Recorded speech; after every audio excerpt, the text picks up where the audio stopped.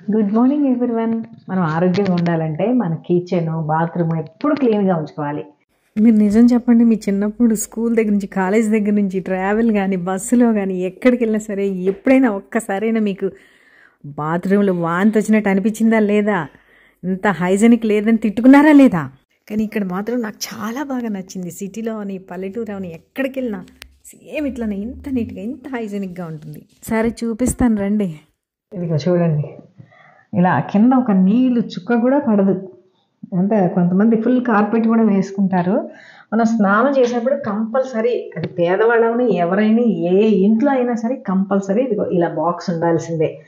ఈ బాక్స్తోనే వాళ్ళు స్నానం చేస్తారు. అందుకనే అటు చుక్క ఇటు రాదనమాట. మిగిలిందంతా కూడా చాలా నీట్గా క్లీన్గా ఉంటుంది. ఇలా ఉంటే మనకి ఎంత హ్యాపీగా ఉంటుంది. కాకపోతే మనందరికీ నచ్చంది ఒకటి ఉంది, నీళ్ళు ఎక్కడ ఉండవు చూడండి, ఇలా పేపరే.